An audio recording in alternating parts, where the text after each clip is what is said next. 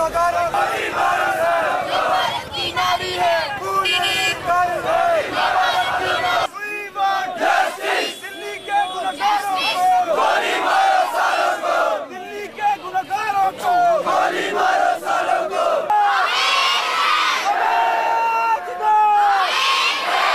नारा देगा हम अपना अधिकार मांगे, हम अपना अधिकार मांगते।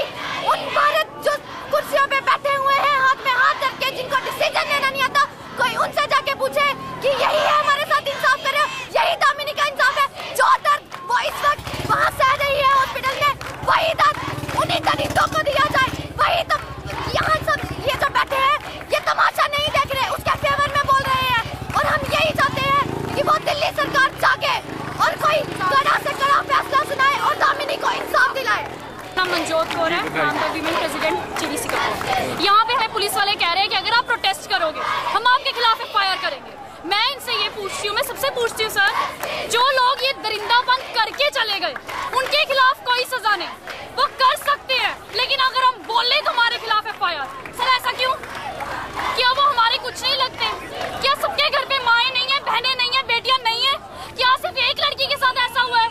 नहीं सर, एक लड़की के साथ ऐसा नहीं है, सारे इंडिया के मुंह के ऊपर एक बहुत बड़ा तमाचा।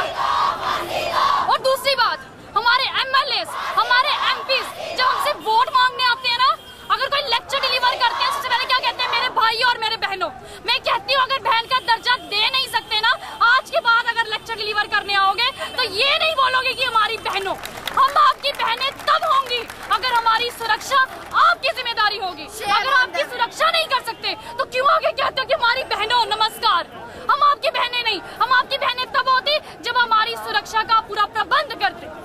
यही कहना चाहूंगी मैं कि आप क्या कहते हैं सुरक्षा को लेके? मैं ये कहती हूँ कि एक लड़की, हम कहते हैं कि रात को बाहर निकली, इंडिया में हम कहते हैं इक्वालिटी आर्टिकल, ये वाला आर्टिकल, फलाना फलाना फलाना, लेकिन आज भी एक लड़की को बाहर निकलने का अधिकार नहीं। ये 2012 है।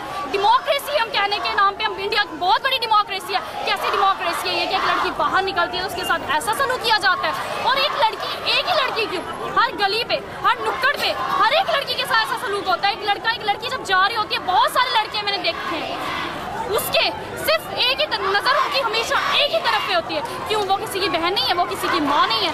और हम नहीं चाहते कि अगर हम पनिशमेंट मांग रहे हैं उन लोगों के लिए तो हम 4 साल, 5 साल, 7 साल की सजा नहीं मांग रहे।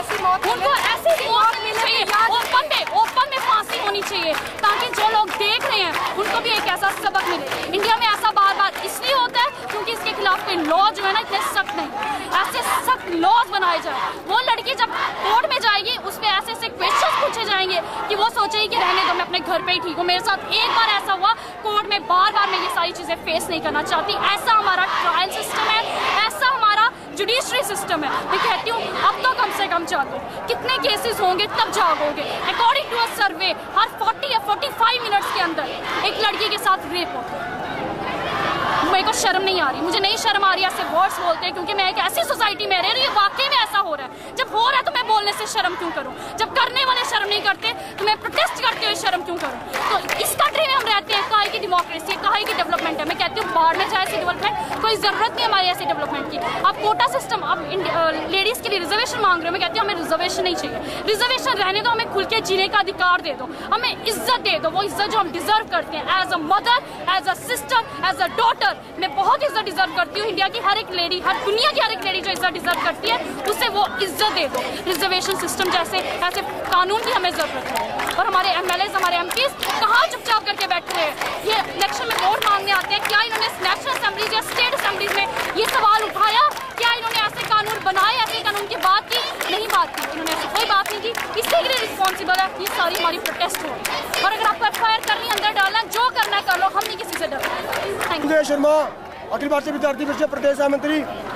बड़ी शर्मनाक घटना हमारे दिल्ली की जो राजधानी है, हमारे देश का जो दिल माना जाता है, उसमें बड़ी शर्मनाक घटना हुई है कि एक लड़की के साथ, एक पैरामेडिकल की छात्रा के साथ एक सामूहिक बलात्कार हुआ है। और दिल्ली की जो पुलिस है वहाँ पे 3 दिन दिल्ली पुलिस की बैनें लगी थी, लेकिन वो दिल्ली की पुलिस के जो लोग थे, जो कर्मचारी थे, वो अपनी बैनों में बैठ के जख्म मार रहे थे। और वहाँ पे हमारे देश में माता को, बहन को माता की पदवी दी गई है, लेकिन बड़े शर्म की बात है कि उसी देश में हमारी माता, हमारी बहन और हमारी पत्नियों के साथ ऐसी दुर्घटना घट रही है। बड़ी शर्म की बात है इस राज्य सरकार के लिए, दिल्ली सरकार के लिए, और सेंटर में बैठे जितने भी यूपी की चेयरपर्सन सोनिया गांधी है।